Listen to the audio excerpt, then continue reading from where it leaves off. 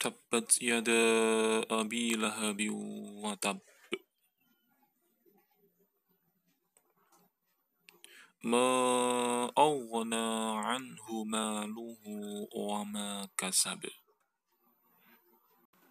Sayasla naran dhata lahab.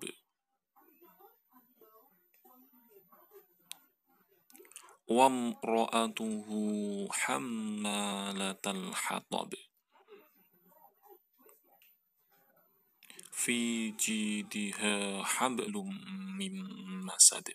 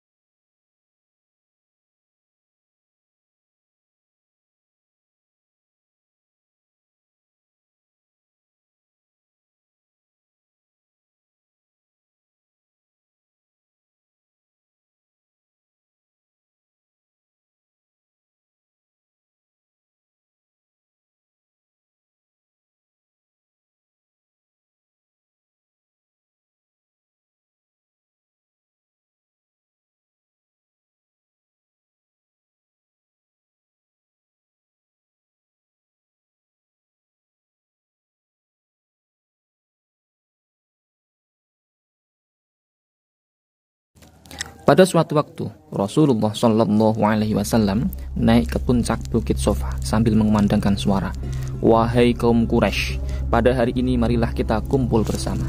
Pada saat itu pula kaum Quraisy berkumpul. Di antaranya terdapat Abu Lahab. Rasulullah Shallallahu Alaihi Wasallam bersabda, "Wahai kaum Quraisy, bagaimanakah pendapatmu bila aku memberikan kabar bahwa musuh akan datang besok pagi atau besok petang? Adakah kamu mempercayainya?" Jawab mereka, "Kami percaya sepenuh hati tentang hal itu." Sabda Rasulullah, "Aku peringatkan kepadamu bahwa siksa Allah yang sangat ganas lagi keji pasti akan datang menimpa." Mendengar perkataan Rasulullah ini, mereka alergi. Abu Lahab langsung emosi.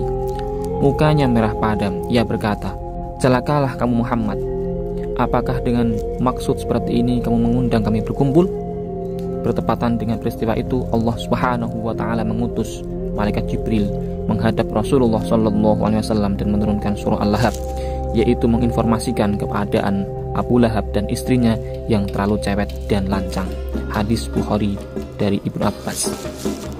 Istri Abu Lahab setiap hari selalu menebarkan duri di tempat yang akan dilewati Rasulullah Shallallahu Alaihi Wasallam. Ia bermaksud menghalangi Rasulullah dalam menyampaikan dakwah dan melaksanakan ibadah di masjid, untuk memberikan informasi kepada orang-orang beriman maupun orang yang kafir kepada Allah. Barangkali sadar dari kekafirannya, maka Allah Subhanahu wa taala menurunkan ayat-ayat yang terkandung dalam surah Al-Lahab ini.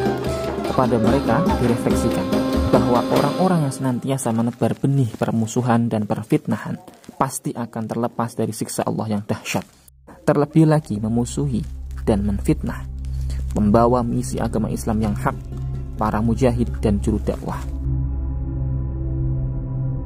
Menurut Ibnu Katsir dalam kitabnya bahwa ayat pertama ini menunjukkan celakanya Abu Lahab yang sudah nyata akan binasa serta rugi. Kata tabbat terdiri dari dua huruf, yaitu ta dan ba.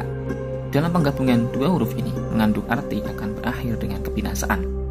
Sedangkan yada memiliki arti kedua tangan. Dalam kalimat ini berbentuk majazi, yaitu yang binasa bukan hanya tangan Abu Lahab saja, tapi semua anggota tubuh binasa.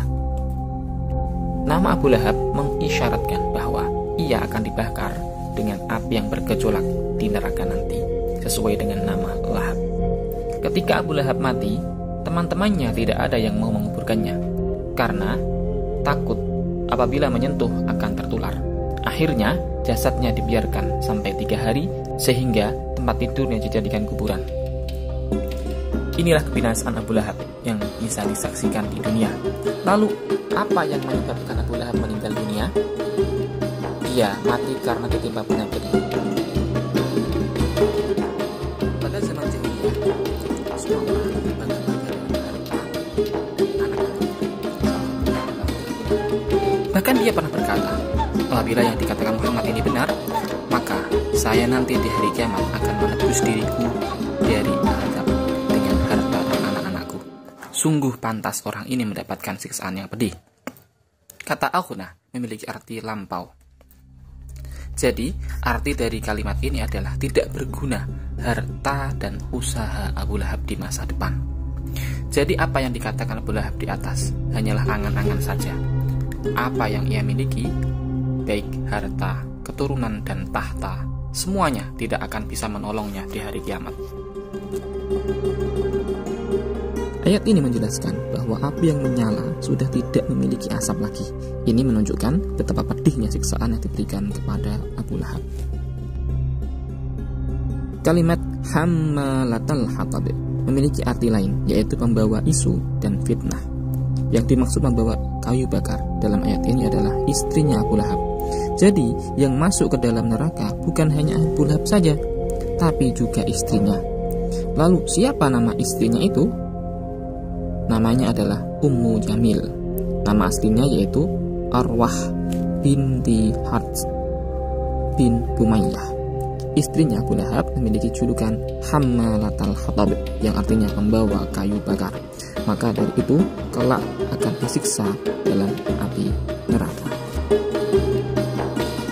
Ayat ini menceritakan betapa hinanya dia. Ibnu Jarir menjelaskan bahwa istri Abu Lahab memiliki sebuah kalung yang sangat mewah dan mahal. Kemudian dia berkata, sesungguhnya saya akan jual kalung ini untuk dia yang memusuhi Muhammad. Maka Allah akan membalasnya dengan tali yang dikalungkan di lehernya dari api neraka. Kata jid artinya leher. Kalimat ini sering digunakan untuk menggambarkan keindahan leher seorang wanita ketika dihiasi dengan kalung. Sedangkan masad artinya tali yang terbuat dari sabut. Tali ini berasal dari pohon yang tumbuh di kota Yaman.